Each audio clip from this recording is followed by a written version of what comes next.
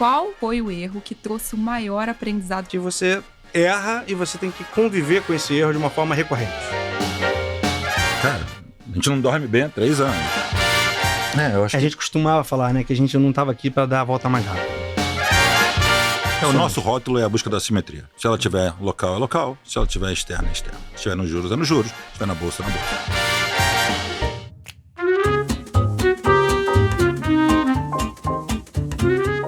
Bom dia, boa tarde ou boa noite, meu nome é Samuel Ponsoni, eu sou gestor dos fundos da família Selection aqui na XP e esse é mais um episódio do Outliers. Como de praxe, tenho aqui a minha amiga Carola Oliveira do meu lado para me ajudar nas perguntas. E aí, Samuca, tudo bom? Gente, um prazer estar aqui com vocês hoje. Boa. E hoje a gente vai ter aqui o prazer de falar com 2 veteranaços do mercado. A gente trouxe os 2 sócios principais e tomadores de risco ali, de uma gestora carioca super tradicional no mercado, que é a Gap Asset, que já tem aí mais de 25 anos de vida, o que é uma raridade no universo das gestoras independentes no Brasil. E os nossos convidados são Renato Junqueira e Oscar Camargo. Legal, Senhores, obrigado pela presença. Não, privilégio estar aqui. A gente acompanha o conteúdo de vocês. Só gente de primeira. E realmente, muito bacana ter convidado a gente. Um prazer poder participar aí do podcast. E a gente agradece porque, assim, pessoal, o Renato e o Oscar são aqueles operadores, traders, raiz, para eles ficarem aqui 1 hora e pouquinho fora das telas, os 2 juntos, foi suado. Então, Fora do Rio. Fora do Rio e fora das telas. Legal, não. Mas é isso. Com certeza vale a pena. Show de bola. Bom, para começar aqui, como de praxe, poxa, eu queria que vocês contassem um pouco do histórico resumido de vocês. Acho que podemos começar aqui com o Renato, depois o Oscar, e obviamente as histórias de vocês, boa parte delas juntas, então fique à vontade aí para um entrar na história do outro, por favor. Tenho 53 anos, sou carioca, fiz economia na PUC, entrei no mercado em 89, na época era o auge da hiperinflação no Brasil, então era estagiário, fazia coleta de preço, depois passei a fazer projeção de inflação, que era, né, um componente importante assim, do trade macro da época. Comecei num banco chamado Grafos, depois eu fui ser sócio de um banco chamado Sindan, onde eu tocava toda a parte de mesa de renda fixa. E aí, em 96, esse banco passou por um processo de fusão com outra casa e eu aproveitei com mais 2 pessoas para, enfim, vender nossas ações e começar a Gap. 96 já. 96, dezembro de 96. E aí de lá pra cá, bom, minha história se confunde com a da Gap aí. Total, né? Caramba. Legal. Bom, meu nome é Oscar, sou paulista. Ele é paulista, pessoal, ele é paulista. Por incrível que pareça. Explica pra gente, Oscar. Eu nasci em São Paulo, Oscar. Mas fui pro Rio muito cedo. Eu sou engenheiro pela PUC do Rio e entrei em 90 no mercado. Na década de 90 eu fui tesoureiro de banco. Bankers Trust era um banco americano super linha assim, em relação a risco, controle de risco, derivativo. Eu acho que isso me moldou muito. Depois o Bankers Trust, ele fez um joint venture com o Itaú, foi o primeiro joint venture que o Itaú fez. Depois ele fez o BBA, mas chamava IBT, Itaú Bankers Trust. E depois fui pro Matrix. Mas em 96 eu fui provavelmente o primeiro cliente da Gap. Eu acho que eu recebi um bônus lá em 96 e já era amigo do Renato, né? Renato estudou comigo no colégio. Legal. Na faculdade eu sou engenheiro e economista, mas a gente já se conhece há muito tempo. E eu entrei na Gap como cliente em 96, mas em 2001 eu saí do Matrix. Minha mulher ficou grávida, eu falei, não, já chega eu de paulista, minha filha vai ser carioca, né? Porque você estava trabalhando em São Paulo. Estava em São Paulo, fiquei em São Paulo 7 anos. E daí a gente foi pro Rio e me reuni com o Renato e a gente falou, poxa, de tudo a ver, a gente tinha uma confiança muito grande um no outro, uma admiração muito grande, e a gente resolveu entrar fundo nesse negócio de hedge fund, que na época tinha 2 ou 3 só, né? Não tinha muita concorrência. Quem eram os grandes multimercados da época? Quer dizer, grandes não, os multimercados. Olha, teve o Linear, que foi do Ibrahim Eres, que quebrou teve depois. Quebrou. Tinha os de grandes bancos, o Verde, né? Começou na mesma época que a gente, 96. O Verde foi 97. 97, mas foi começo, boa, assim, foi perfeito. muito próximo, assim. Tinha muito. O pessoal da Claritas começou em 99. Depois. O pessoal da Claritas era meus sócios do Matrix. Legal, exatamente. E daí, foi um pouco depois, né, que a Claritas começou, mas era pouca gente mesmo. Os fundos miravam meio 100 e pouquinho do CDI, não interessava quanto era o CDI, quer dizer, uma indústria ainda começando a se entender. E de lá pra cá foi tudo evoluindo pra caramba. poxa, aí chegando num ponto que a gente está hoje em dia com os melhores talentos do mercado, não mais nos bancões, os melhores talentos cuidando de dinheiros ali de uma forma independente, buscando alfas realmente que façam sentido com o risco que correm. Uma indústria que eu diria que é super desenvolvida, que, né, até muito institucionalizada, comparada até com os maiores países do mundo. Né? Boa. Então, e a gente é um precursor dessa história aí. Isso aí, pioneiros. Legal. 25 anos de história de uma gestora, fora uma carreira pregressa a isso, ela sempre traz uma série de aprendizados. Então, eu queria perguntar para vocês dois, de vários erros e acertos que vocês tiveram na carreira, qual foi o erro que trouxe o maior aprendizado para cada um de vocês? Renato, se você puder começar. Acho que o grande aprendizado, pelo menos no nosso processo de investimento, a maneira como a gente faz gestão, é você reconhecer que você erra e você tem que conviver com esse erro de uma forma recorrente. Então, você tem que criar mecanismos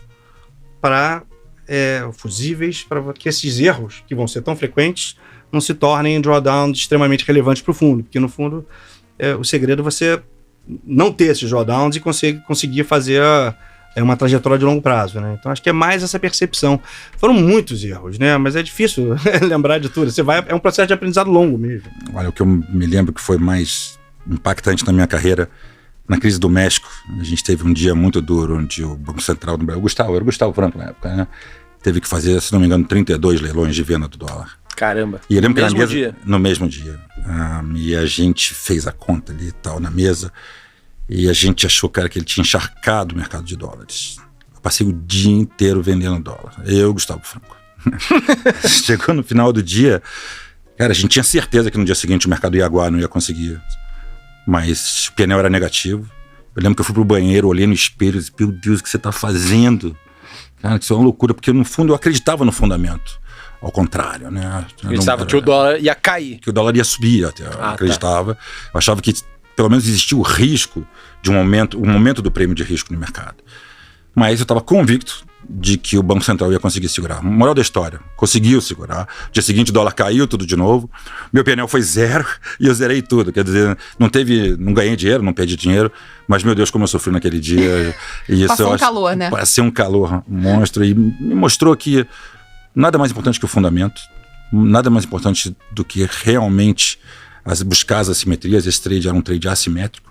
Era realmente acreditando que o fluxo de venda do Banco Central ia encharcar o mercado, se provou correto, nunca mais repeti nada parecido com isso. Entrando aqui na Gap, assim, no passado, né, além dos multimercados macro, a Gap chegou a ter fundos de crédito high yield, chegou a ter fundos de ações, fundos multimercados long and short, chegou a ter fundos de fundos.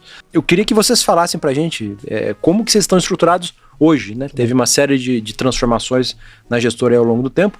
Como que vocês estão estruturados em termos de linhas de negócios hoje? Quantos vocês estão de ativos sob gestão? Quantas pessoas? Vamos lá. Nós estamos com 22 pessoas. Legal. Tá?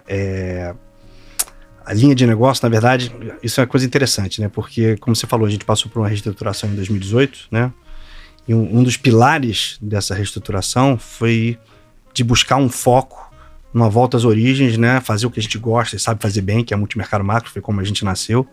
Então a gente tomou essa decisão, achava que ia conseguir. E a gente vinha num momento, né? Que você falou, 500 linhas de produtos, que no final das contas, para a empresa não agregava tanta receita, tanto lucro, mas era um desgaste gigante de gerenciamento de pessoas e riscos e comitês, e no final das contas, entendeu? Não fazia muito sentido. Então a gente acha que foi uma decisão acertada.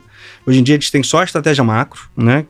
Ela basicamente tem dois produtos, mas são a mesma estratégia, um de previdência e um 555. Uhum. Total sob gestão hoje? Estamos com quase 1.900. Legal.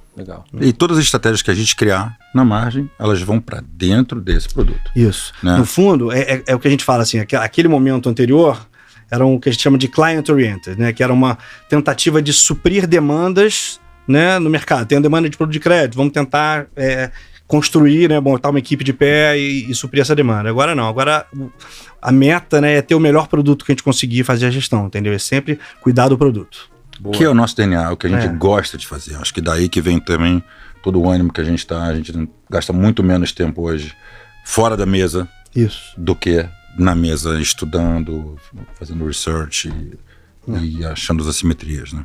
E até contando a história de vocês em retrospectiva, né? Como é que foi essa evolução, né, da Gap, desde a sua fundação? Então, se vocês puderem contar de maneira resumida, como é que foram esses grandes marcos, né? A sociedade com um player global, de fato, o spin-off da célula de ações que deu origem à Sharp, e como é que e o que foi, de fato, essa grande reestruturação a partir de 2018? Então, acho que a primeira fase, são 3 fases, eu acho. A primeira fase a gente pode dizer que é de 96 até 2008. Foi onde a gente surgiu, a gente criou um nome, criou um primeiro track record, ficou conhecido, e no final desse período a gente atraiu a atenção desse sócio estrangeiro que a gente teve, que foi a Prudential, né, que foi nosso sócio por 10 anos, tá? Aí começa a segunda fase, que é a fase de 2008 a 2018. Então essa fase eu acho que foi importante pra gente, porque a gente, obviamente, primeiro, a gente passou por um due diligence, assim, super rigoroso, né? De certa forma é um selo ali de qualidade que a gente conseguiu conquistar, pra gente foi importante na época. Eu acho que ajudou a gente a melhorar nossos processos em termos de governança, controles, né? O fato de você ter um sócio estrangeiro faz isso melhorar naturalmente. Deu uma oportunidade da gente também ter contatos com outras gestoras, que eles tinham sociedades em gestoras Itália, Coreia, México. A gente conseguiu estar em contato com esses gestores, ter um intercâmbio que foi interessante. Mas aí do outro lado, quer dizer, da segunda metade desse período de 10 anos, a gente começou a perceber que tinha um desalinhamento qualquer de interesse. Essa coisa que a gente estava falando, né, da gente querer focar mais num produto e eles terem um foco de ter um tamanho, ter um footprint maior no Brasil.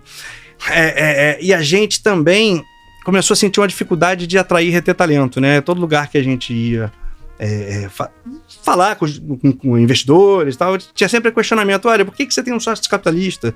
O que isso traz, né? O que isso traz para você e tal? E a gente realmente começou a chegar à conclusão que não fazia sentido você ter um sócio capitalista, né? Que não estava de fato contribuindo para os lucros da empresa, né? E começamos a ter essa dificuldade, que a gota d'água foi a Sharp, né, o spin-off que você falou, que foi o Ivan chegar pra gente, que é um sócio nosso de 15 anos, foi formado na casa, entrou estagiário, se desenvolveu lá, cara que a gente adora até hoje. A gente gosta bastante também. Nossa, é super próximo da gente, mas, óbvio, natural ele querer fazer a dele, mas pra gente gerou a reflexão de, olha, não dá desse jeito, entendeu? Mesmo que não tivesse jeito ele sair, pra gente acho que foi importante, que gerou a conclusão de que, olha, do jeito que tá não dá. Então vamos ligar pra esse nosso sócio estrangeiro e falar: olha, ou vocês tocam isso do jeito de vocês, ou a gente toca do nosso, porque não é a mesma coisa que a gente está vendo. Então a gente resolveu, enfim, entramos numa negociação, conseguimos completar, reabsorver a participação dele. E retomar. E retomar o controle. Não só o controle, mas e também você realmente exercer a meritocracia. Meritocracia é algo que todo mundo fala. Poxa, meritocracia e tal. É muito difícil. Exige um nível de respeito mútuo de todo mundo, porque realmente existem fases que um é um pouco melhor que o outro, etc. Então você tem uma meritocracia de curto prazo, de longo prazo, né? Mas para a sociedade é muito importante. Então, quando a gente viu realmente que a gente não conseguia exercer a meritocracia, dado que a gente tinha um investidor externo, assim, e eu acho que isso ficou claro quando a Sharp, quando o Ivan e a equipe dele disseram: poxa, cara, infelizmente a gente tem que... Então foi legal, mas foi ótimo, porque a gente olhou e falou: cara, vamos fazer do jeito que a gente quer. O jeito que a gente quer era um produto, todo mundo focado em buscar o alfa. A gente pegou realmente esse percentual todo e distribuiu. A gente tem sócios relevantes na área de pesquisa, bem relevantes, né? A Ana, o Berna, e realmente isso fez com que a gente chegasse nesse momento agora muito animado, todo mundo com maior vontade, remando junto, tá muito legal. E quando vocês falam de meritocracia, vocês falam de divisão de sociedade dentro da gestora? Eu acho assim, a conclusão que a gente chega é que a ação tem que ter fluidez. A participação acionária tem que ser uma coisa fluida, tá? Eu tenho que poder alocar um percentual maior do capital nas pessoas que estão sendo mais relevantes para esse negócio andar para frente. E isso vai variar no tempo. Então, óbvio, você tem bônus, que é uma meritocracia de curto prazo, e você de tempos em tempos, acho que todo ano a gente faz essa reunião para avaliar participações acionárias, a gente mexe nessas participações para tentar refletir e tentar ser... É uma busca constante de justiça, né? No caminho a gente, às vezes, faz uma de justiça ou outra, você nunca sabe, mas é uma busca de sempre adequar para o tamanho ideal, entendeu? E acho que assim, não tem nada pior do que alguém ter um tamanho, uma percentual de ação diferente do que ela deveria. Se for alto demais, as pessoas que trabalham com ela vão querer ir embora. Se for baixo demais, vai ela embora. Né? Então a gente tem que buscar essa participação ideal. Parece meio utópico, mas é uma coisa que a gente busca no tempo. E é legal que a gente criou um comitê, por exemplo, a gente tomar decisão de investimento, quer dizer, não é que eu e o Renato decidimos nós dois, né? A gente tem um comitê nós 4 ali, o Rani, o Berna também, e a gente toma decisões de investimento junto. Vamos trazer uma pessoa mais cara, ou uma equipe, alguma coisa assim, né? Isso tem acontecido e tem sido legal, né? A gente tenta realmente democratizar tudo para todos os sócios. A gente tem as reuniões de sócios, onde a gente tenta explanar tudo que a gente está planejando fazer. E a gente tem funcionado, a gente sente o pessoal bem animado ali, se sentindo dono do negócio. Vocês estão com uma performance no multimercado macro aí, né? Nos últimos 3 anos e meio, muito boa, né? 2019, particularmente 19, 20, 21 e agora também 22, né? Muito boa, casando aí mais ou menos com a reestruturação da gestora. Não é coincidência, né? Vocês acham que foi coincidência? Não, exatamente. Ou tá totalmente correlacionado? Eu acho que tá totalmente correlacionado, até porque foram 3 anos muito desafiadores, né? A gente não dorme bem há 3 anos, né? Quer dizer, você teve trade war, né? Que não estava fácil, realmente foi uma época complexa do mercado, juntando na pandemia, foi muito duro também, né? A pandemia foi uma coisa, acho que a dedicação da equipe durante a pandemia foi uma coisa assim emocionante até pra gente que estava, né, tocando o projeto, reorganizando o projeto para botar. E a gente acreditava que era a melhor maneira, mas tipo assim, ia todo mundo pro Zoom, uma coisa assim incrível, era full time, uma mesa de operações, assim, como se fosse ao vivo. Passamos, sei lá, 1 ano e pouco, né? Assim, né? Incrível, né? Foi porque muita gente ficava disponível, tal. Não, a gente tinha reunião de caixa. 8 horas estava sentado lá, 7 da noite estava sentado lá. Câmera aberta, todo mundo. Falava assim, vou ao banheiro. Né? Muito interessante. Parecia colégio. Mas era uma mesa completa. E é interessante até porque a gente, na hora que a gente falou, poxa, vamos voltar para o escritório. A gente falou, não, vamos voltar para um tremendo escritório. A gente fez uma reforma no escritório, etc. Fomos para um novo escritório e colocamos as mesas de uma maneira... Você teve lá, né, Carol? Meio de lado, assim, as duas na diagonal, para que todo mundo conseguisse quase se ver, como a gente teve. Foi muito louco isso, né? Como era no Zoom. Porque, cara, a gente não é que departamento econômico tá na mesa ali atrás, cara. A Ana senta perna a perna comigo ali, quer dizer, é by side mesmo. A área de risco, que é algo que a gente considera pesquisa, né? A gente usa risco exatamente como a gente usa também a parte de pesquisa econômica. Cara, de olho no olho ali, quer dizer, foi muito legal isso e acho que pegou o pessoal. A gente também fez o rebranding da empresa, né? A gente sentou todo mundo para conversar, ver como é que seria a cara nova. Isso já tem uns 2 anos, mudou bastante. A gente tinha uma coisa assim bem antiga, né? A placa da Gap era uma coisa assim quase meio romana. Austera, né? E daí ficou uma coisa meio Google, assim, pequenininho, azul claro, etc. Mas foi legal nesse processo, porque a gente vê que todo mundo gosta, sabe? Deu camisa para o pessoal ter, e de repente todo mundo com a camisa ali, né? Muito bacana a gente sente essa sociedade funcionando de uma maneira que nunca ia conseguir com um investidor externo que não trabalhasse. Né? Boa. Gente, como é que é o processo de investimento de vocês, né? Como é que as ideias que vocês tanto discutem nessas mesas diagonais, discutiam no Zoom, elas acontecem e viram posição dentro dos fundos? Bom, a gente tem praticamente uma reunião de caixa full time, né? A gente chega no escritório cedo, a gente faz toda a notícia do News Flow, vamos para uma sala, a gente fica 2 horas lá discutindo todo o News Flow, isso é todo dia. A gente volta para a mesa e continua discutindo os cenários, buscando as assimetrias. A gente tem reuniões semanais de temas, que a gente se repete, tema Brasil, ou Estados Unidos, ou Covid, quer dizer, a gente tem semanais os comitês de investimento com temas específicos, e a gente faz também reuniões de portfólio, uma vez por semana, né?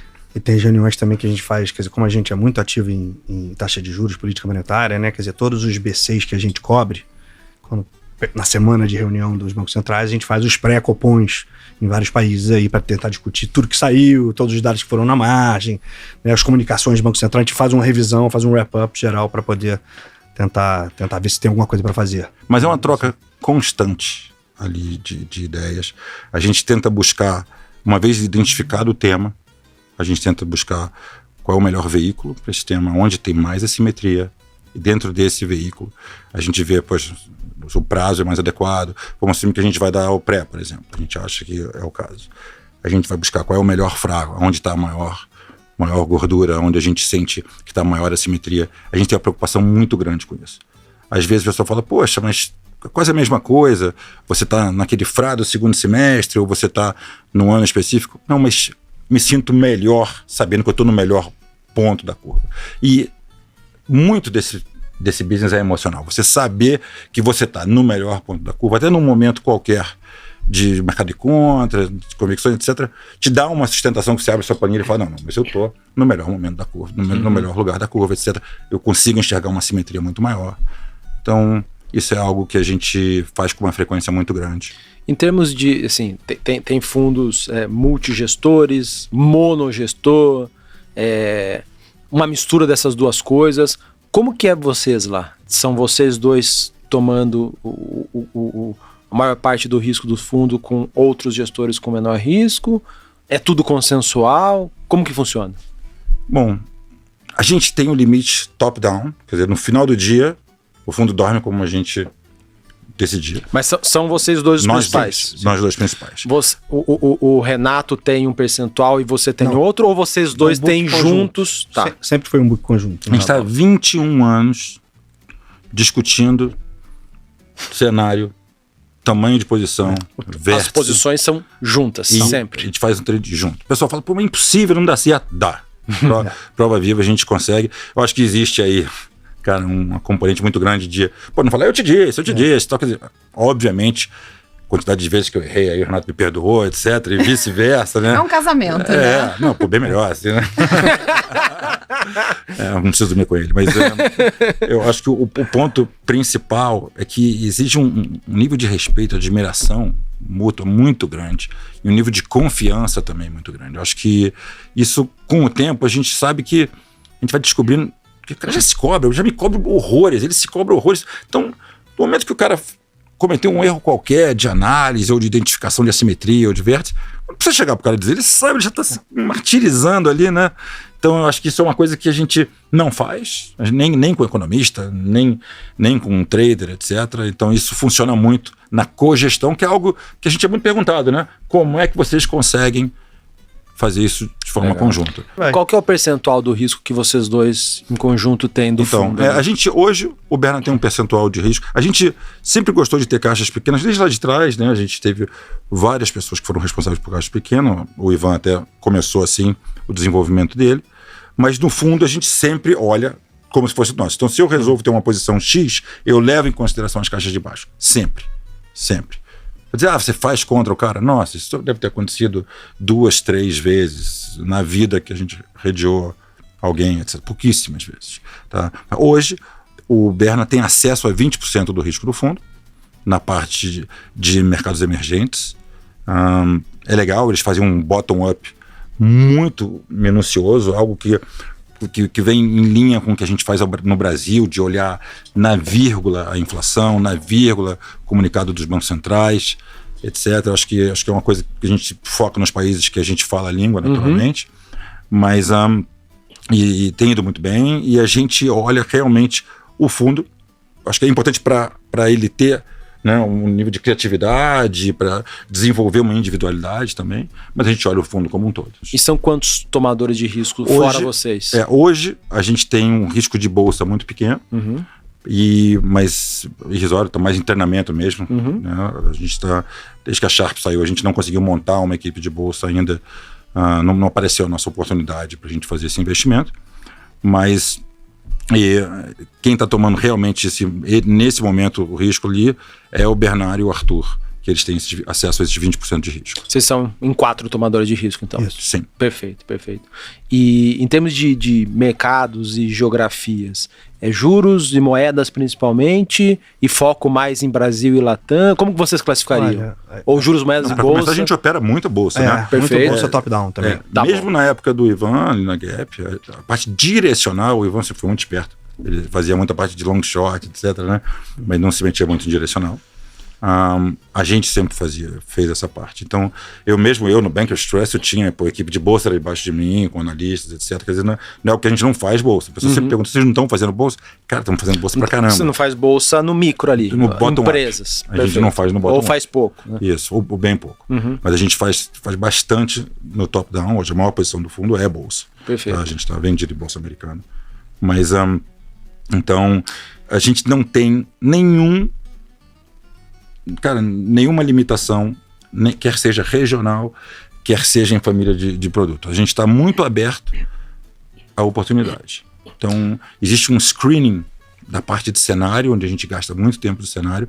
Uma vez identificado o tema, a gente vai buscar a assimetria, quer seja nos vértices, quer seja na família ou em juros, ou é na parte de bolsa, etc. Mas, de qualquer maneira, não existe nenhum compromisso em relação à limitação nesse aspecto. Desses 3 anos e meio aí, se você, assim, meio que de cabeça aqui, se vocês tivessem que falar o percentual da exposição que vocês tiveram entre Brasil e fora do Brasil, seria o quê? Olha, 2019, a gente ganhou muito dinheiro em Brasil. Tá. De lá para cá, tem sido muito dinheiro no externo, né? Mais equilibrado até, né? Teve dinheiro no Brasil também. Mas teve... 2020 foi muito grande S&P. A gente pegou depois no pós-pandemia. A gente alocou no S&P ali. A gente foi muito bem na parte de easing global. Então a gente pegou rates Brasil, mas pegou também a México, Chile, entendeu? Que é o que aplicado em juros. Diminuição dos juros nesses países. Isso, no pós-pandemia, né? A gente, recentemente, agora, quer dizer, de um ano para cá, a gente vem perseguindo o tema do aperto das condições financeiras. Isso foi bastante externo também, né? Quer dizer, a gente pegou emergentes, pegamos bastante Chile, pegamos o Treasury americano também na parte curta da curva. A gente tem pego a Bolsa Americana também, é algo que a gente, na margem, você vê o mesmo tema. Tá? A gente continua olhando o mesmo tema da parte de aperto das condições financeiras. Até um mês atrás, a gente estava focando basicamente no preenchimento da curva curta americana. Cara, a gente acha que boa parte desse play acabou. Ali não vejo mais tão assimétrico. Então, onde a gente fez, a gente está focando na continuidade do aperto das condições financeiras, só que agora na Bolsa Americana. Então, quer dizer, não tem limite em relação... É o mesmo tema, só que a gente saiu de uma família de ativos para outra família de ativos, onde a gente julga ser mais assimétrico. Tá, então vocês não se... Porque tem alguns gestores que se rotulam, né? Eu sou 80% Brasil, 20% da fora. A gente acha que boa parte da graça do produto e da maneira que a gente faz gestão é você não ter essas restrições e é justamente uma procura, você discute o cenário todo. Então, às vezes vai ter uma assimetria específica no mercado americano, vamos tentar explorar. Vai ter um tema de juros, sei lá, no Chile, vamos tentar explorar. Quer dizer, vai depender do que a gente chegar de conclusão nas nossas discussões. O nosso rótulo é a busca da assimetria. Se ela tiver local, é local. Se ela tiver externa, é externa. Se tiver nos juros, é nos juros. Se tiver na bolsa, é na bolsa. Se tiver em moeda, é moeda. Então, esses tiveram as opções, as nossas opções. Quer dizer, é onde a gente tenta realmente concentrar, eu acho que é onde a gente tenta fazer alguma diferença. E a última pergunta aqui, linkada a essa que a Carol puxou, é perfil de gestão de vocês. Vocês acabam girando mais a carteira, vocês são mais ativos ali no tamanho, no instrumento, sai do futuro, vai para opção, sai da opção, vai para à vista, ou vocês montam e mexem muito pouco? Porque tem também os dois tipos de gestores, né? Você sabe que eu achei muito interessante, recentemente um cara muito, muito esperto perguntou para mim assim, mas vocês tradam muito, né? E a gente acha que não. A gente oscila tamanho de posição conforme a agenda de eventos. Isso a gente faz. Mas ele chegou para mim e falou, mas vocês tradam muito. Eu falei, não, você é um trading house. Eu falei, não me vejo assim. Eu acho que tem, em 2019, por exemplo, passei um ano inteiro investido, né? No mesmo trend. E agora tem 12 meses que eu também estou no mesmo tema, que é tomado em juros. Mas ele falou, ok, então deixa eu fazer uma pergunta só e você me responde. Você está comprado numa posição qualquer. Ela cai pela metade. Você estopa ou dobra? Eu, estopo.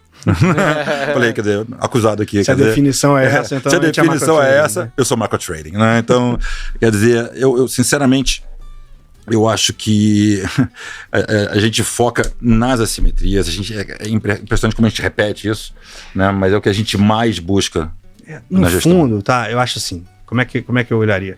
A gente olha 2 horizontes simultâneos, sempre.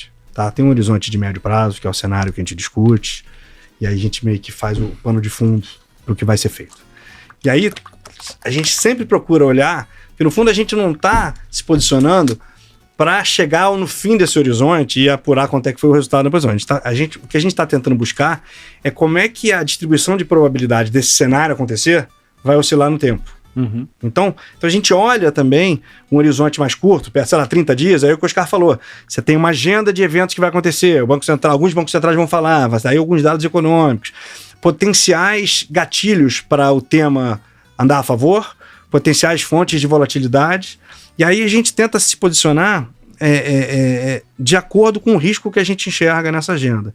Então acho que da mesma forma como a gente tenta se defender, se tem uma potencial volatilidade, quando a gente acha que também o caminho está mais livre, ou tem um potencial gatilho para o negócio andar, a gente acaba indo para um tamanho bem mais relevante para poder se dar o luxo de, às vezes, não ter uma posição, mesmo que você ache que o pano de fundo de médio prazo seja um pano de fundo que vai continuar por um tempo, entendeu? Às vezes a gente gosta de oscilar o tamanho. Queria que você respondesse de maneira não tão técnica, tentar ligar a tecla SAP aqui para o que são os limites e controles de risco que vocês utilizam no fundo. Olha, a gente utiliza uma série eu não acho que, enfim, nenhum desses instrumentos é perfeito, né? Então acho que a gente tem uma regra de estresse, que é a regra oficial, que a gente é limitado por um estresse de 20% numa janela de 3 dias. Perfeito. Parece meio óbvio, né? Mas assim, se tu pega lá as posições do fundo, se tudo der errado, tudo, quanto que poderia cair? Esse é o cenário de estresse. Na verdade, a gente tem um sistema de risco próprio, né? Que é super bacana. A gente tem alguns cenários construídos que a gente imputa nesse sistema e tem uma série de cenários históricos que estão lá também. Então a gente roda essa carteira com todos esses cenários e o pior cenário é o que a gente usa. Tá bom. Tá? E aí, quando a gente fala que o estresse de um fundo é 20%, o limite de estresse é 20% aqui. Que eu não posso estar usando mais. Naquele pior cenário, eu não poderia estar acusando uma perda maior que 20%. Perfeito. Tá? Além disso, a gente tem um fusível para o fundo, que é um negócio que a gente chama de evento de risco. Né? Quer dizer, se eu tiver um drawdown numa janela de 10 dias. Uma queda. Uma queda. Uhum. Desculpa. Não, tranquilo. Uma queda na janela de 10 dias. Igual ou maior que 6%, eu ativo esse evento de risco, que basicamente ele abate do meu limite de estresse. Então aqueles 20%, quando eu perder 6%, ele passa para 14%. Tá. Se eu continuar perdendo, ele vai continuar batendo. Reduzindo o seu limite. E eu tenho que ganhar gerar esse retorno de novo para buscar esse limite de novo. Toda a posição que vocês montam, ela entra com aquele negócio chamado lá stop loss, que bateu um determinado preço, você zera ou não necessariamente? Você avalia posição por posição? A gente avalia posição por posição e toda posição que a gente olha, na verdade, às vezes a gente faz hedge para ela. Se a gente tiver alguma característica de mercado que me sugira um hedge double alpha, por exemplo, né? Algo que, no meu cenário específico, aquilo ali funciona para translação, ele vai cancelar o efeito. Por exemplo, hoje tomar o Treasury e vender a Bolsa Americana. A gente acha que eles podem... Vamos traduzir aqui, pessoal. Tecla SAP. Tomar o Treasury e vender a Bolsa Americana. Hoje você tem uma posição vendida na Bolsa Americana, tem uma posição que aposta na alta dos juros americanos. Isso. Na percepção de vocês, essas duas posições, elas se balanceiam? É isso? Então, elas se balanceiam. Se você tiver um risk-off da economia, algo deflacionário, se tiver um medo generalizado. Um Covid, um novo Covid, por exemplo, naturalmente a Bolsa vai cair, mas a taxa de juros americano vai fechar. Podem cair. Isso aí, então, para alguns eventos que a gente chama de translação, eles realmente vão se cancelar em algum nível. Então a gente considera isso uma operação de hedge. Mas a gente tenta buscar, às vezes, hedges que a gente, no cenário provável, seja um double alpha. E nesse caso até acho que é. Que você ganha... ganha nas duas pontas. Tentando traduzir o pessoal aqui, né? O double alpha é quando você ganha tanto na ponta vendida quanto na ponta comprada. Você tem um long short que você gosta das duas posições. Perfeito. Então, quer dizer, não é que toda tem stop, mas geralmente, se você não tem um hedge envolvido, você tem um stop. Se você tem um hedge envolvido, a estratégia do par tem um stop, naturalmente, né? Mas não é necessariamente uma específica. Gente, vocês já estão juntos há 21 anos. É um casamento de longuíssima data. Pensando até aqui, quando a gente faz um paralelo, geralmente um fundo multimercado na indústria, ele dura algo próximo de 5 anos. Então vocês são, de fato, outliers em relação à média da indústria. O que vocês atribuem a esse sucesso, né, o relacionamento de vocês, esse tempo todo juntos? O que vocês acham que foram os fatores determinantes para essa relação ser tão longeva? Pô, a gente dá risada o dia inteiro. Né, Renato? Verdade. A gente dá risada o dia inteiro. Às vezes nervoso, mas dá risada. Eu acho que tem um respeito muito grande. Minha admiração pelo Renato é total. Minha confiança é total. Eu acho que se acontecer alguma coisa comigo, quero que ele cuide do meu dinheiro, da minha família ali, porra, sem pensar.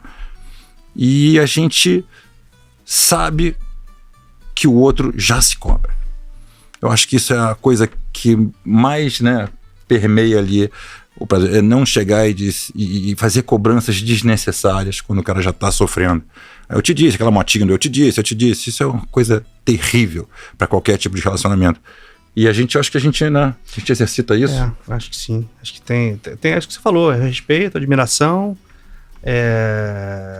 entender que tem coisas que o outro é melhor que você, coisas que na média você vai fazer melhor, né, a gente vai começando a entender isso aí, né? E acho que tolerância também, né, como toda relação longa, as pessoas têm que, enfim, pessoas passam por fases muito boas, muito não tão boas, né, e aí... Mas a gente não briga. A gente não briga, né? Pior que a gente pede dinheiro. A gente discute, mas hein? assim, uma curiosidade, isso aí é algo exposed, né? Aconteceu. Se vocês fossem selecionar hoje mais 2 sócios para ficar os próximos 15, 20 anos com vocês, o que seriam ali os 2, 3 itens que você fala, poxa, vou aumentar a probabilidade de a gente dar certo? Quais seriam esses itens? Acho que tem que share os mesmos valores, sabe? Acho que a gente tem um DNA muito de capital preservation. Então, eu acho que isso é uma coisa para a gestão. É a coisa mais importante de você share. Você tem outros gestores que podem ter um pouco menos. Isso não tem certo nem errado, tá? Mas isso é uma base pra gente, né? Eu acho a gente costumava falar, né, que a gente não estava aqui para dar a volta mais rápida.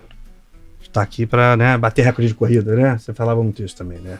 Tem que ter pessoa que tem que ter essa visão mais de longo prazo também. Entendeu? Que acho que a gente sempre teve no fundo, né? Quando a gente tá um tempão, mas assim, a gente já tinha essa visão de longo prazo lá atrás, quando a gente se juntou. Sempre foi um projeto de vida, né? Olhando o mercado ali dos anos 90, começo dos anos 2000, principalmente para juros, todos, né? Juros, moedas e bolsa aqui, era outro bicho no Brasil, né? Era bem diferente.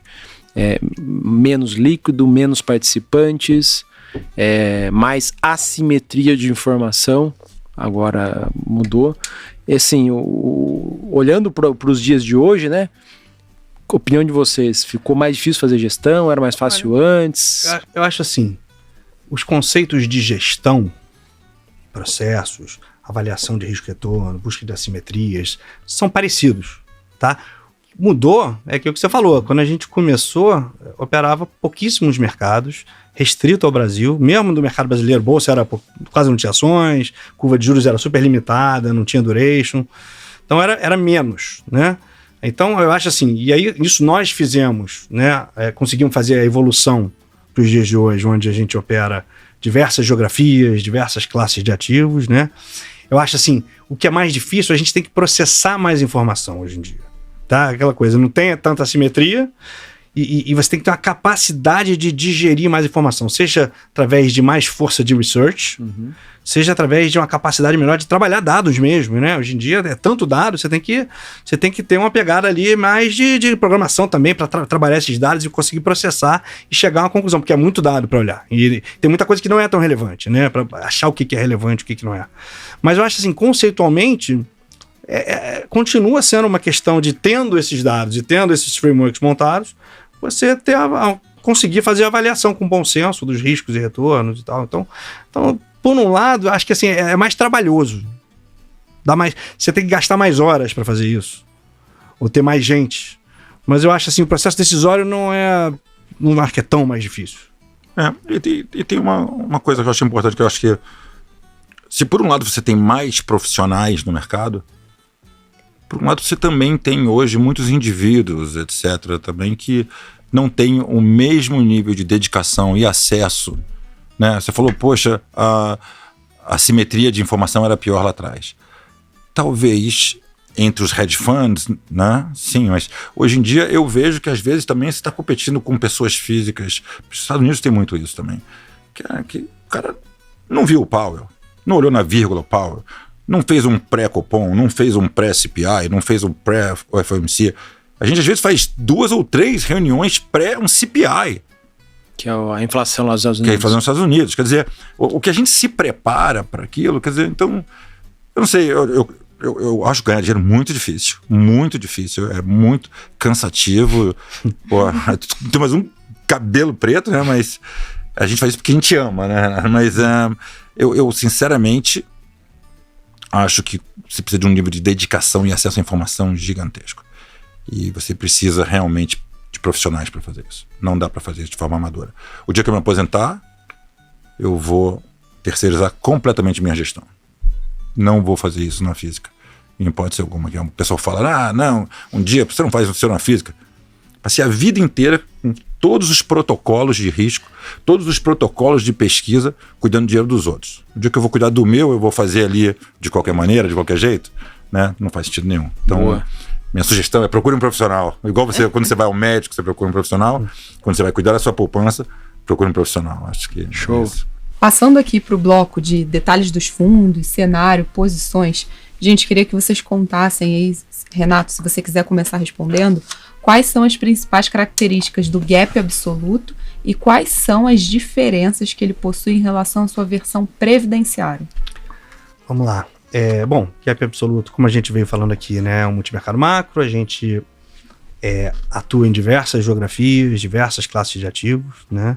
É um fundo que busca gerar alfa, né? Quer dizer, então a gente não tem obrigação de carregar nenhum tipo de posição, né? A gente tem um objetivo de retorno de CDI mais 6, 7, líquido.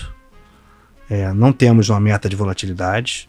Acho que a volatilidade vai depender. Como o portfólio é muito flexível e vai depender da composição do portfólio a cada momento no tempo, então vai ter anos que a gente pode gerar esse retorno com mais ou menos vol. Tá? Mas ela costuma oscilar ali entre 5% e 7%? Olha, ela tem sido perto de 7%.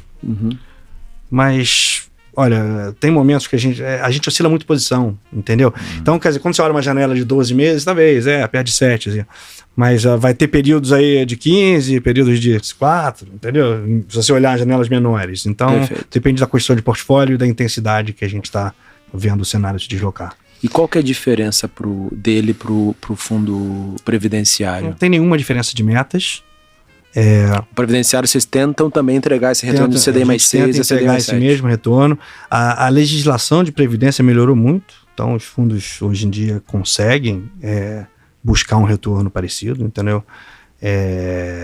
A gente vê muito, né? É muito comum você ver gestores excelentes com fundos de previdência não tão bons, né? A gente se preocupou muito, né? A gente já teve uma experiência no passado, lá atrás, onde a gente não conseguia, por causa das limitações de regulamento, gerar o retorno adequado no previdência. A gente até desistiu na época. Mas aí, quando mudou a legislação, a gente se animou. A gente falou, olha, dá para conseguir replicar. E a gente tem conseguido ter... Óbvio que tem umas limitações ali, assim, mas não é uma coisa que, assim, 95% das vezes isso não vai influenciar. Então, acho que a gente vai conseguir replicar, assim, com bastante frequência, assim, bastante aderência precisão. tem sido fantástica, né? Boa. A aderência tem sido fantástica e a gente espera que continue. Previdência para a gente hoje é um produto importantíssimo. Não é que a gente olha para o nosso fundo, para o hedge fund, e previdência está ao lado, onde um cara na mesa de trás faz. Em hipótese alguma. A gente olha com o mesmo ou mais cuidado que a gente faz o outro, porque a gente realmente está preocupado com esse tipo de aderência. E a gente está investido, né, em todo o nosso dinheiro está investido nos fundos, inclusive no Previdência. Né? Então, o carinho e a dedicação é total para os dois produtos. Falar de cenário. Assim, acho que, não sei se vocês querem começar falando lá de fora ou de Brasil e se dividir, mas queria que vocês falassem, assim, vou propor aqui, né? Se quiser começar lá de fora, depois de Brasil, mas como que tá a cabeça de vocês hoje? Quais são os grandes temas aí? Para resumir, né? Porque tem muita coisa para falar, mas quais são os grandes temas hoje? Para resumir, a gente está perseguindo um tema há quase 12 meses já. Quer dizer, a gente até estava numa discussão até com amigos essa semana e foi muito impressionante a sincronia que o planeta entrou com a pandemia. Porque todo mundo parou ao mesmo tempo, né? Só que todo mundo principalmente os países desenvolvidos que tiveram mais acesso, tiveram um nível de estímulo brutal para lidar com aquela parada toda. Então, todo mundo retomou ao mesmo tempo. E daí veio essa inflação galopante, demorou até um pouco para vir, né? E agora a gente está no capítulo da retirada desses estímulos.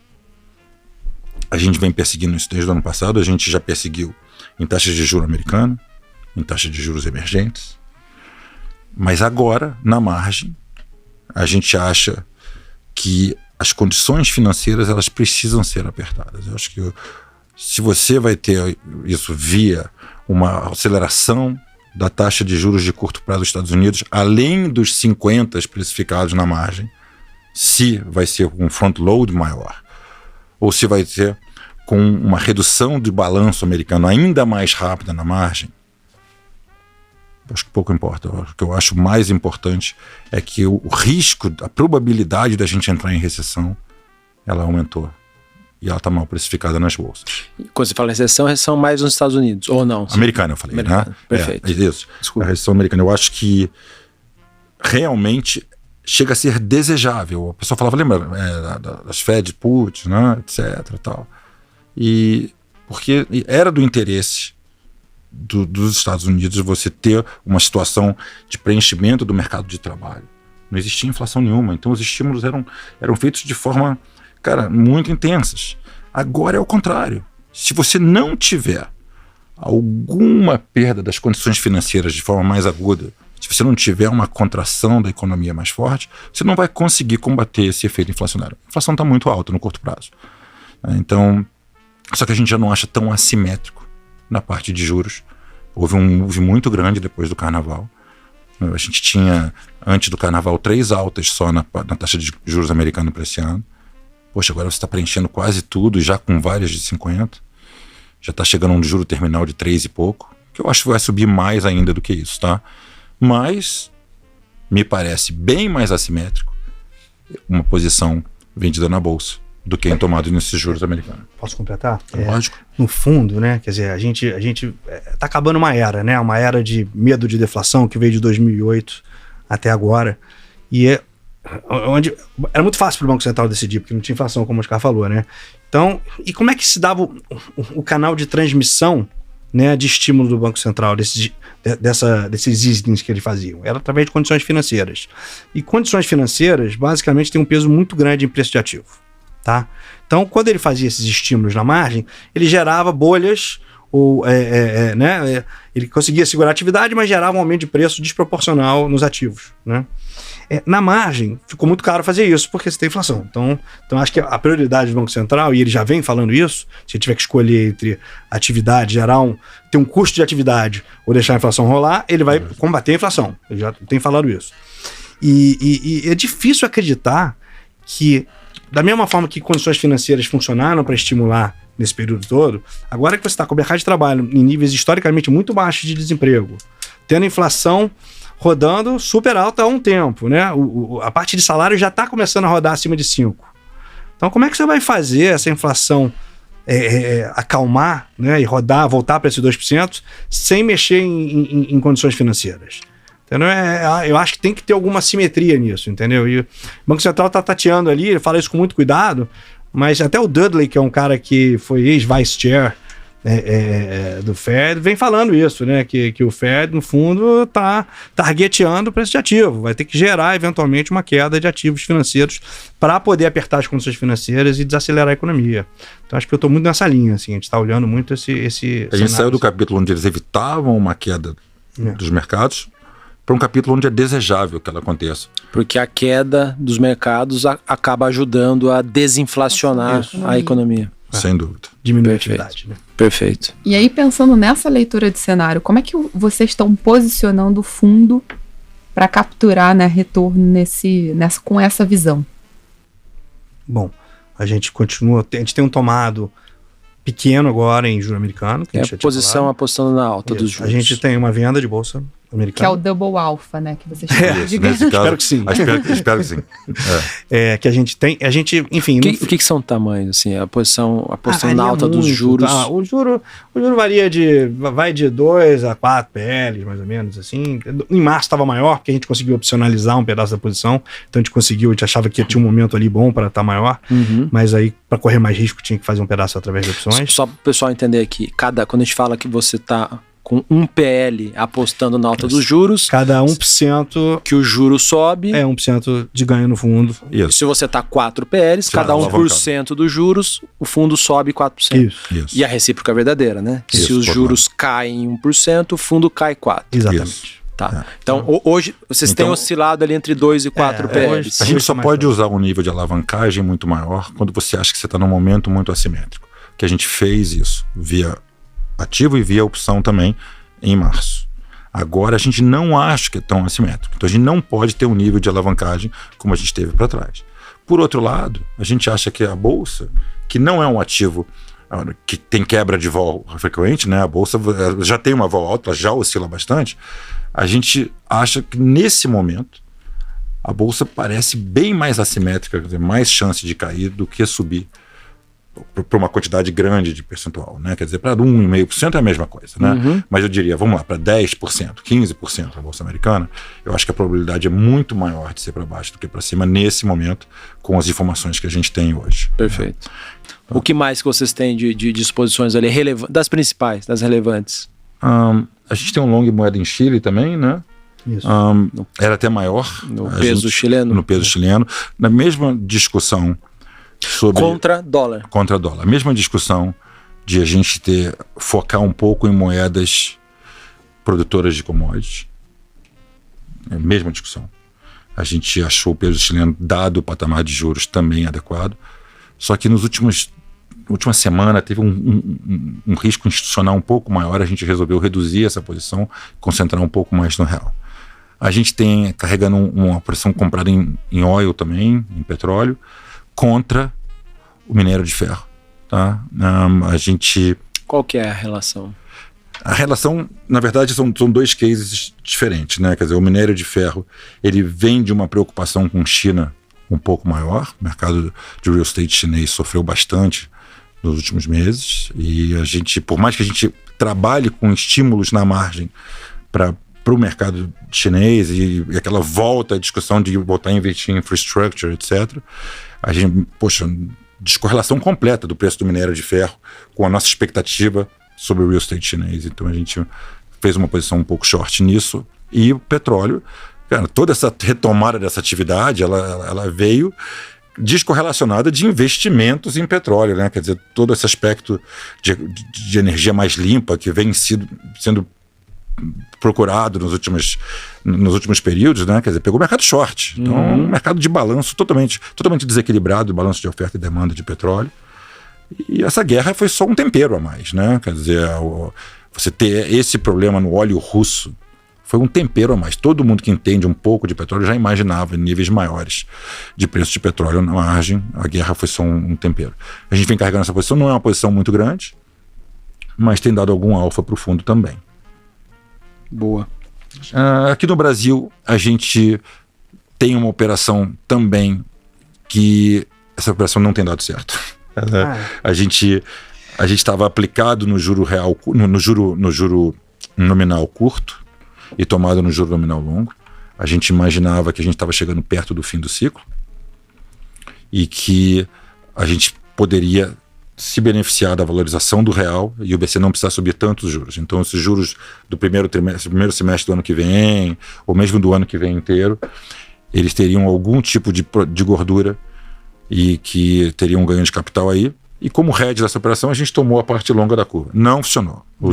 Esse mesmo investidor estrangeiro que internou o dinheiro aqui no Brasil e vendeu os dólares, ele aplicou nas taxas longas. Então houve um processo de flattening, que a gente chama, né? Quer dizer, a curva a longo prazo cai a taxa mais do que cai mais do que a curta. Isso aconteceu em vários países.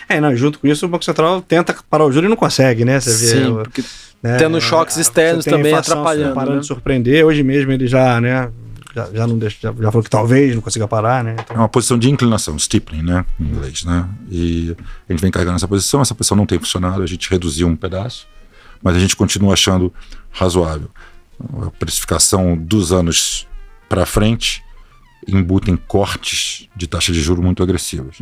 Então, se a gente tiver uma situação que a gente imagina de aperto das condições financeiras americanas, quer seja por balanço, quer seja por taxa de juros, a gente pode ter dias muito tensos, onde parte dos cortes das taxas de juros na curva americana, na curva brasileira, sejam tirados da curva. Daí você tem essa parte aqui, faz assim para cima. Se a gente fosse resumir aqui, então, hoje, maiores por ordem de convicção, quais são os 3 principais riscos dos fundos? Em ordem de convicção, o tema de aperto das condições financeiras para combater essa inflação galopante no mundo. E isso, como eu te falei, já esperamos isso mais em juros. No momento da gravação do podcast, não da divulgação, no momento da gravação do podcast, me parece muito mais assimétrico nas bolsas americanas do que na taxa de juros desenvolvida, entendeu? Então, mas é um play, eu falei, é um play muito difícil. Short em bolsa americana é muito, esse mercado é feito para subir e sobe, né? Mas tem stop, como tudo que a gente faz, como tudo que a gente faz, tem stop, tem boa parte opcionalizado também. A gente tem tido um approach de fazer opções de curto prazo. Por exemplo, vai ter um evento amanhã muito importante, o CPI amanhã cedo. Divulgação da inflação nos Estados Unidos. A gente teve a divulgação da inflação brasileira, escapou 30 basis points. A gente no Chile, na sexta-feira, escapou 40 basis points da expectativa. O mercado tinha uma expectativa, veio acima. Mercado, Banco Central, tudo. Então, isso é algo que está acontecendo. Alimentos, energia, isso está pegando todo mundo. Talvez isso aconteça também um pouco amanhã. A gente tem opções. Se acontecer, a posição vendida em bolsa vai bem, provavelmente. Se vier mais do que o mercado já espera. Isso que eu estou te falando, quer dizer, a gente já vem com isso há um tempo, tem até direitinho, mas a gente está com opções para isso acontecer. Então, como a volatilidade é muito alta, se você pega uma opção de 1 mês, 2 meses, é muito caro. Você pega uma opção de 2, 3, 4 dias, às vezes, você paga pouco prêmio de volatilidade, apesar de ser uma vol muito alta. Então, quando a gente tem eventos de agenda dessa magnitude, assim, importante, uma divulgação de inflação. A inflação mais esperada do mundo, né? Ou às vezes o speech do Powell, alguma coisa assim. A gente tem feito derivativos de curto prazo. Isso tem nos ajudado bastante a deixar o book bem assimétrico. Eu não passei tantos processos eleitorais trabalhando na vida, mas me surpreende que hoje a gente tenha visto ainda pouco preço das eleições nos ativos, né? Vocês concordam, discordam? Vocês acham que ainda vamos ter mais intensificação do movimento? Olha, eu acho que primeiro isso mostra que o Brasil tem um lado institucional fortíssimo. Fortíssimo. A gente está fora do eixo onde houve todo esse sacode de risco político, totalmente fora. A gente é produtor de commodities e, mal ou bem, você vê a pressão que existe por uma alteração da paridade internacional do preço de Petrobras. É violenta. Bolsonaro fala isso toda semana, né? Na verdade, todo mundo fala isso, né? O caminhoneiro fala isso. Não acontece nada. O Congresso chamou, todo mundo chamou o presidente da Petrobras, tentou fazer uma pressão. Nada. As instituições aqui funcionam. Aumento de funcionalismo. Não, mas poxa, dentro do teto, ano eleitoral, não interessa. O cara toda hora fala e o que acontece? Nada. Então a gente tem muito ruído e muito pouca coisa de fato acontecendo. E isso mostra que existe, um engessamento institucional muito produtivo para o Brasil. E talvez isso seja no governo do Bolsonaro, no governo do Lula. Entendeu? Eu, particularmente, preferia uma terceira via, mas isso é um posicionamento parcial meu, né? Quer dizer, particular meu, preferia uma terceira via, mas me parece que o arcabouço institucional está funcionando tão bem que não está deixando nenhum dos dois extremos fazer muito preço. Mas, para frente, eu imagino o Lula menos radical do que ele tem sido nas últimas 2, 3 semanas. Eu acho que o Bolsonaro tem encostado nele. Hoje está um negócio de 50-50. Então, eu tenho pouca expectativa de que isso faça muito preço no curto prazo. O duro é que, assim, acho que disclaimer, né? Não manjo absolutamente nada de política, né? Mas do meio por cento aqui que eu entendo, eu acho que tanto a ala da esquerda quanto a ala da direita, nas eleições, vão engrossar o discurso populista, né? Só que não necessariamente isso vai se refletir em ações depois que ganharem, né? Seja direita, seja esquerda. Talvez por isso o institucional que eu falei seja muito importante. Por isso os investidores estão talvez menos preocupados, né? Olha... Não sei se iludindo de que de novo, o discurso não vai ser implementado depois. Os riscos que a gente está vivendo no cenário externo são tão maiores. Acho que é isso, sim. Tão maiores que essa discussão fica pequena. Talvez se a gente estivesse vivendo num mar de rosas e que a gente tivesse vários ambientes para assim, várias opções de investimento, etc. Tal, Estados Unidos, talvez a gente estivesse aqui focando no detalhe só de eleição, de como vai ser a reforma trabalhista de um, como vai ser do outro, etc. Mas é tão grave o que está acontecendo ali fora, esse combate à inflação é tão importante e as consequências dele também, que me parece pequena a diferença agora no curto prazo, entendeu? E agora, a tolerância do investidor estrangeiro à volta do PT ajudou bastante também nessa percepção, né? Olha o dinheiro, quantidade, não sei se foi isso ou se foi o nosso juro alto também, né? Mas, de qualquer maneira, a gente teve a curva longa muito comportada, apesar da inflação alta, a gente teve a bolsa voltando fluxos diários aí, todo esse ano, né? Apesar de guerra, apesar de subida de juros americanos. Era uma moeda desvalorizada, commodities favorecidas, né? Juro alto, acho que... Tudo conspirou a favor do o valuation estava muito atrativo, do Brasil. Né? Então, tinha baixa alocação, estava muito underrate, né? Baixa alocação em Brasil. A gente não existia para os caras, né? E agora a gente está fora desse eixo. E a gente ser produtor de commodities também, poxa, nos deixa numa situação muito favorável também, entendeu? Então...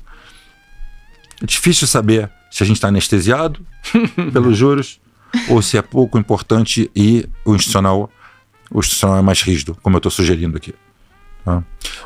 Quando passa a régua nessa visão menos preocupada para o Brasil, né, ou mais otimista, o que vocês têm de maiores posições? Você já falou de uma posição comprada em real ou vendida em dólar, que vocês olham em conjunto lá com o S&P. É a grande posição. Hoje. É. Na parte de juros, seja juros reais, né, NTNB, seja juros pré-fixados, tem alguma coisa? É aquele steepening que o Oscar mencionou. Tá bom, que era no fundo uma tentativa de antecipar o Banco Central conseguir parar de subir esse juro, e no momento que ele conseguir parar, o mercado já vai começar a olhar para as quedas ali, dada que a janela do horizonte relevante de política monetária está andando muito para frente, e a inflação lá na frente esperada é mais para 5 do que para esse histórico que a gente teve. E bolsa tem alguma coisa? A gente tem uma característica de concentrar, como eu te falei que a gente não tem nenhuma amarra a nada. Você vê, por exemplo, a parte de inflação esse ano a gente não pegou.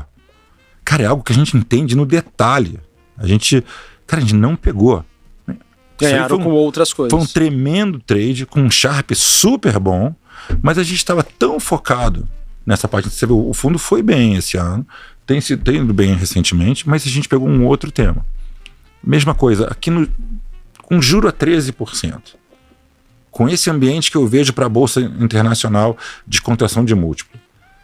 Cara, tem várias ações aqui que tem super valor, mas cara, qual é o catalisador para isso funcionar, entendeu? Quer dizer, precisa tanta coisa acontecer na margem para solucionar todo esse risk premium, esse prêmio de risco excessivo lá para fora que eu acho que vai acontecer, que eu não preciso focar nisso, entendeu? Então, a gente está concentrado mesmo, eu acho que o real, nossa melhor ação da Bolsa Brasileira chama-se BRL. Que é o real. Porque ela tem um carry positivo, muito positivo.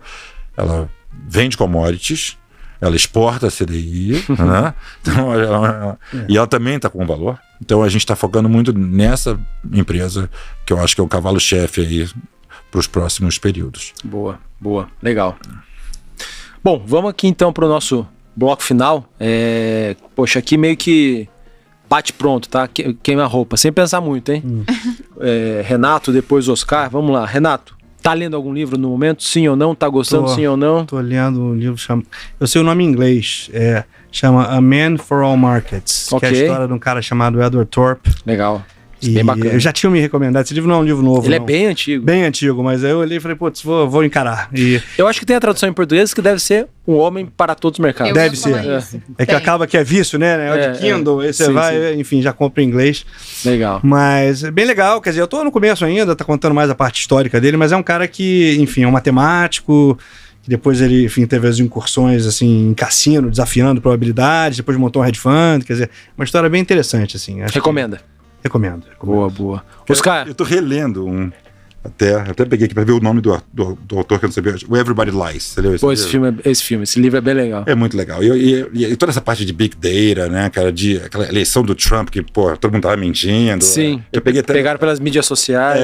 Eu até peguei de novo pra ler, porque essa parte do Bolsonaro e do Lula agora no 50-50, porque se me perguntassem na rua agora, em quem você vai votar na pesquisa, eu ia mentir. Se você perguntar quem eu vou votar, eu vou mentir pra você aqui. Quer dizer, na verdade. Mas as pesquisas no Google ou no seu celular. Exatamente. Não te deixa Então, é um mentir, livro né? muito interessante que eu recomendo, sim. Primeiro porque é fácil leitura e é divertido. Mas você já leu esse livro? Já. É muito bacana. Sim. Então esse aí eu recomendo e eu acho que pro momento atual eu recomendaria de novo. E não é só aqui não, quer dizer, até você viu a importância da mídia social nessa guerra? Nessa guerra a gente não imaginava ali essa repercussão tão forte das sanções, etc. No momento que a população, né, parecia estar se movimentando a favor, contra a Rússia, os governos... Então, quer dizer, acho que é um momento muito legal para ver isso, esses big data, acho muito bacanas. Boa. Pensando aqui, Renato, se você pudesse jantar com uma personalidade de investimentos, não precisa mais estar viva, pode ser do passado, pode ser do presente, Brasil ou lá fora, com quem que você jantaria, o que você pediria e aonde você levaria essa pessoa? Olha, assim, dessas personalidades de investimento, enfim, só contextualizando, teve um livro que me marcou muito, que foi aquele primeiro Market Wizards. Legal. Eu li, sei lá, em 93, assim, na época o principal acionista do banco que eu trabalhava foi para Nova York e me deu esse livro. E foi o livro que me fez, assim, começar a ter a ideia de, putz, de repente dá para ter um hedge fund aqui no Brasil, né?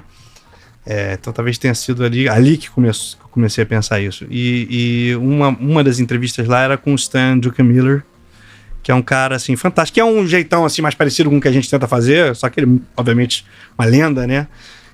E até hoje, né, a gente volta e meia vê ele dando entrevista, acho que o cara tá super sharp ainda, super afiado, assim. E bem contrarian, né? Bem contrarian, com as visões, assim, contundentes, assim, o cara, mas é muito, muito esperto, assim, acho que sem dúvida seria com ele. Ele foi só pra quem não sabe, eventualmente, ele foi um dos grandes operadores do George Soros.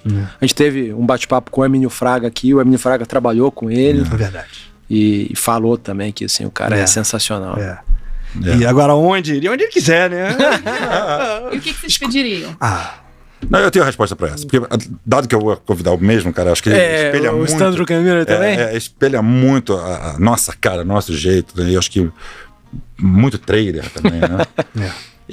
Eu tenho 2 primos japoneses que são chefe de comida japonesa e peruana. Bizarro. Olha só. Eles são excelentes. Até, já foram do Nobu, bizarro. Então seria na minha casa, com o Renato, com o Stan, e com meus 2 primos cozinhando pra gente. Ia ser fantástico. Ainda conto mais. A gente teve uma gravação hoje também que tinha um dos gestores que falou, então acho que também teria que convidá-lo para esse. O Stan também? Esse super jantar. O Bruno Max. Olha só que Boa, legal.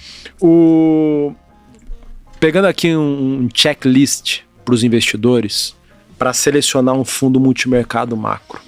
Primeiro Junqueira, depois o Oscar complementa. Assim, O que estaria ali nos teus 3, 4 itens do checklist essenciais? Eu acho que tem que ter um histórico mais para longo, que o fundo já tenha sido testado em diversas condições de mercados, de crises, né? Não é que você ganhar dinheiro em todas elas, mas acho que é importante ver como é que funciona, né, em eventos mais de estresse. Enfim, que tenha esse histórico consistente. Um fundo que opere. Acho que isso é o mais importante, porque na verdade, tipo assim, eu acho importante também um fundo que tenha uma diversidade de fontes de geração de alfa, tá? Quer dizer, que não dependa de um único mercado, né? era meio que... A gente já se viu nessa situação quando a gente começou a carreira, a gente dependia do mercado brasileiro, né?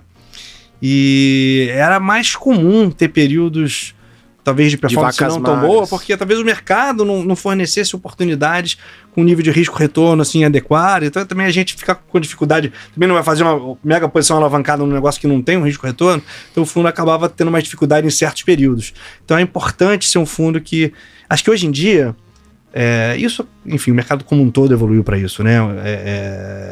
Operar outros países, operar diversos mercados, enfim, acho que é mais...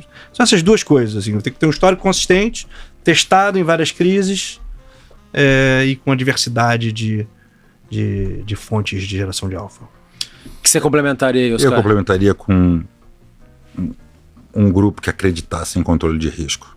Muito. Principalmente se você está me pedindo sugestão de ideias para emerging market, né? Então, dada a frequência de alteração das premissas, dado o nível de surpresa que a gente tem aqui com a frequência incrível. A gente costuma brincar que de todo ano tem limite de alta ou de baixa no pré lá, né? De baixa nunca, né? Mas de alta tem.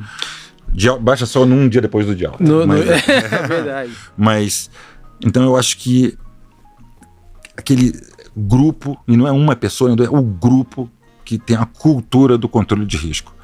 Eu acho que esse é nosso DNA, então parece que eu estou fazendo uma propaganda, talvez esteja, mas porque o Renato falou, não, com um longo período de análise, etc. Mas eu acho que o controle de risco é a alma desse negócio, porque você falou, né, Carol, expectativa de vida de um fundo de 6, 7 anos, poxa, o investimento é para ficar 20 anos. Um grupo, ele vai amadurecendo. Hoje a gente é muito melhor do que a gente era 10 anos atrás. Então não pode ser 7 anos de expectativa de vida. Está errado. Eu acho que é a falta da cultura do controle de risco super adequado. Eu acho isso muito importante, cara. A gente gasta um tempo com isso muito grande. Gente, e se a política de investimentos da Gap permitisse, pensando até nesse checklist que vocês acabaram de fazer, quais gestores vocês investiriam o dinheiro de vocês? Tirando a própria Gap, obviamente. No Ivan. O cara que foi meu sócio 15 anos. O Ivan da Sharp Capital. Meu sócio 15 anos. Foi nosso estagiário. Pô, te dizer, teve 2 caras nesse mercado que me influenciaram muito. O Marcelo Castro, que foi meu chefe, trabalhou comigo 1 ano, me influenciou minha vida inteira. E o Ivan, que foi meu estagiário, mas só pouquinho, me influenciou também pra caramba. Então, eu investiria com certeza com o Ivan. Olha, eu invisto. A parte de a medida da minha mulher. Tá lá, a medida da minha mulher, não bota toda comigo, não, porque senão mês ruim. É muito difícil, né? Quer dizer, eu invisto meu dinheiro todo na Gap, né? Talvez tenha alguma coisa de long only no Ivan também. Mas é muito difícil delegar para alguém, assim, num fundo macro, para fazer um negócio que a gente acha que a gente faz direito, com todo carinho, que eu sei exatamente o que está acontecendo, entendeu? Então, não consigo. Isso é uma coisa que... acho que tem vários fundos. Não, mas se você se aposentasse... O Oscar falou que quando ele se aposentar, ele não vai mexer nos mercados. Para quem que você delegaria? Aí vai naquela história que eu não... Não, se vocês dois se aposentarem. Vocês têm a mesma idade. Olha só. Aí vai naquela linha que a gente falou. Eu não sei quem vai estar quando me aposentar. Demorar pra me aposentar, hein? Então, tipo assim, aí vamos ver o que existe no mercado com os track record consistente, de longo prazo, equipe robusta, né? Enfim. Acho que eu daria pra você. Pra você. Talvez um Fund of Funds. E a Carol. Porque provavelmente eu também não vou saber escolher, estando fora, né? Talvez a gente não consiga escolher um gestor. Assim. A gente obviamente imagina todas essas características que eu falei. Você olha isso também, né? Mas não vou estar dentro da gestora. Mas as características que a gente vai identificar, elas vão durar X período de tempo. Por isso que eu acho muito importante... As sociedades são dinâmicas, as gestoras são dinâmicas. Isso, não, e os momentos de vida são dinâmicos. Você falou, nós vamos falar de 80% do que a gente está vivendo, do que a gente está olhando para frente, do que a gente gosta, do que a gente ama fazer. Isso pode se alterar, né? Quer dizer, você pode... Então, muito difícil, você tem que botar para um profissional que fique ali rechecando os boxes daquele gestor o tempo inteiro. Então, isso dificilmente a gente vai conseguir fazer. É melhor terceirizar para quem faz isso o tempo todo, né? Boa, Selection multimercado. Tem lá a lista do top 50 também. Ótimo. A gente consegue ajudar. Consegue ajudar, com certeza. Última pergunta aqui. Primeiro o Renato, depois o Oscar. De todas as lições de investimentos que vocês já tiveram aí no mercado, Pega a principal, se tivesse que falar de uma, tem várias, mas falar de uma para passar para frente. Qual seria a principal lição de investimentos ou de gestão? Olha, eu acho que a principal lição é uma coisa que a gente falou aqui, que tenha certa humildade quando você vai tomar uma posição de risco no mercado, porque você não controla muitas coisas acontecendo ao mesmo tempo. Então, é primordial ter um controle de risco, ter mecanismos para você evitar que os seus erros sejam mortais. Né? Porque o cenário, bem ou mal, não tem tanta diferença nos cenários que várias casas fazem. Várias pessoas têm um cenário certo e não conseguem gerar o alfa necessário, mesmo com o cenário evoluindo na direção que ele achava que ia, né? Porque por algum motivo teve um solavanco no meio do caminho, depois topado e tal. Então, quer dizer, você tem que criar mecanismos e é o que o Oscar estava falando, né? Controle de risco acima de tudo, para você fazer isso no longo prazo, entendeu? Acho que a mais importante lição é isso aí. Ter o stop, disciplina. Qual que seria o teu... O meu é uma variante disso que o Renato falou. Eu acho que tão importante ou mais do que a elaboração do cenário é a elaboração do sizing, né? Do dimensionamento das posições. Isso é uma coisa que eu acho que a gente faz, pouca gente dá a importância para isso. Eu acho que para você ficar 20 anos, você tem que ter tamanhos relevantemente diferentes em função das oportunidades serem totalmente diferentes. E às vezes você tem uma tremenda oportunidade que ela merece um nível de tolerância maior. Às vezes você tem oportunidades que são boas até. Vamos fazer sim, mas é um outro tamanho, bem menor. Então, e para você conseguir fazer isso, você tem que ter uma imersão na parte de controle de risco, na parte de dimensionamento de volatilidade, tentar identificar a volatilidade para frente, ver a parte técnica também, olhar para trás, estressar as suas posições em todos os cenários possíveis e não possíveis, identificar onde ela está sofrendo mais, etc. Porque daí você consegue fazer um dimensionamento e dizer, caramba, esse pior do mundo não se aplica em hipótese alguma, pode ser um pouquinho maior. Mas esse aqui não, tem a ver com o que a gente está vivendo, esses riscos. Então, eu tenho que ter um controle ainda maior. A próxima ideia que você tiver não é a última. Não pode tratar como se fosse, caramba, então, não tem, eu canso de ouvir o pessoal falando, cara, essa posição na boa, essa posição, eu vou com tudo. Como assim? A gente pode estar totalmente errado, sabe? Então, respeitamos muito isso, a gente sabe que erra muito. Boa. E isso nos deixa muito humildes aí, depois de tanto tempo fazendo isso. Poxa, obrigado, Oscar, obrigado, Renato, por terem... Eu sei que quão difícil foi para os dois traders aí, raiz, saírem da mesa. Obrigado pela participação. Legal. Samuel, muito obrigado pelo convite, Carol. Prazer estar aqui com vocês. Participando desse programa. Uma honra também.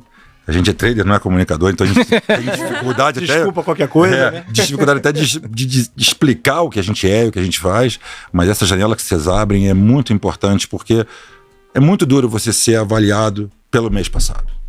Muito duro. Então, todo esse trabalho que vocês fazem de educação do pessoal, Davi também, cara, é muito legal e deixa a gente ter um qualitativo um pouco melhor, entendeu? Então, muito legal fazer isso aí. Sempre que vocês precisarem da gente, a gente tá disponível. Show de bola. Tá bom? Pessoal, é isso. Obrigado pela audiência. Nos procurem lá nas redes. Eu tô lá como @samuel.ponsoni. Eu tô como @RSO_Carolina. E é isso. Vemos vocês nas próximas. Tchau, tchau. Tchau, tchau, gente.